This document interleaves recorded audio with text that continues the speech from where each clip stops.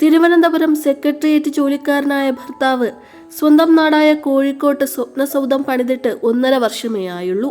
അതിനിടയിലാണ് പുതുമയുടെ മണം വിട്ടുമാറാത്ത ആ ആഡംബര വീട്ടിൽ രക്തം ചിന്തിക്കൊണ്ടുള്ള ഭാര്യയുടെ അപകടമരണം സംഭവിച്ചത്. അതും ആഡംബരത്തിന്റെ പ്രതീകമായി ഫിറ്റ് ചെയ്ത ബാത്റൂമിലെ നിലത്തുമുട്ടാത്ത വോൾ മൗണ്ട് ക്ലോസറ്റ് മൂലം. തന്റെ സ്വപ്നജീവിതം തകർത്ത് കളഞ്ഞ ആ സംഭവം സജീഷ് മണ്ണൂർ ഫേസ്ബുക്കിൽ പങ്കുവച്ചിരിക്കുകയാണ്. സുഹൃത്തുക്കളെ, നിങ്ങളിൽ ഭൂരിഭാഗവും എൻ്റെ ഭാര്യ ഹരിപ്രിയയ്ക്ക് സംഭവിച്ച ദുരന്തം അറിഞ്ഞു കാണുമല്ലോ. 16 വർഷം എൻ്റെ കൂടെ നിഴലായി നടന്ന അവളുടെ ആകസ്മിക മരണത്തിൽ തകർന്നു പോയ എന്നെയും കുടുംബത്തെയും നേരിട്ടും അല്ലാതെയും ആശ്വസിപ്പിച്ച എല്ലാവർക്കും നന്ദി.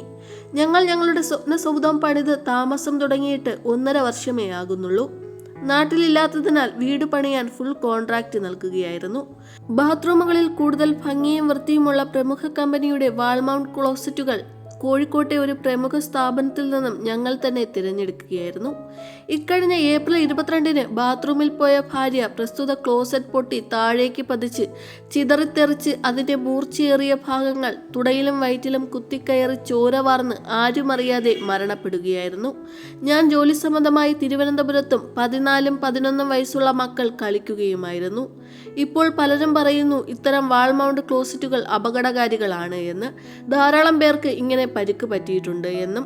ഇത് ഫിറ്റ് ചെയ്യുന്നേരം ആരും ഇങ്ങനെയൊന്നും പറയുകയുണ്ടായില്ല. അതുകൊണ്ട് പുതുതായി വീട് പണിയുന്നവരും ഇത്തരം ക്ലോസറ്റുകൾ ഉപയോഗിക്കുന്നവരും അല്പം ജാഗ്രത പുലർത്തുക. പുറം ഭംഗിയിലല്ല കാര്യം, നിലത്ത് സീറ്റിംഗുള്ള ക്ലോസറ്റുകൾ ഉപയോഗിക്കുന്നതാകും നല്ലത്.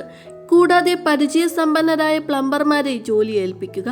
കാരണം ഇതിൻ്റെയൊന്നും ABCD അറിയാത്തവരാണ് നമ്മളിൽ പലരും. ഇതിൻ്റെ ദോഷവശങ്ങൾ ഒരു ബിൽഡറോ കമ്പനിയോ നിങ്ങളോട് ഒരിക്കലും പറയുമെന്ന് തോന്നുന്നില്ല. വളരെ വേദനയോടെയാണ് സജീഷിന്റെ പോസ്റ്റ്.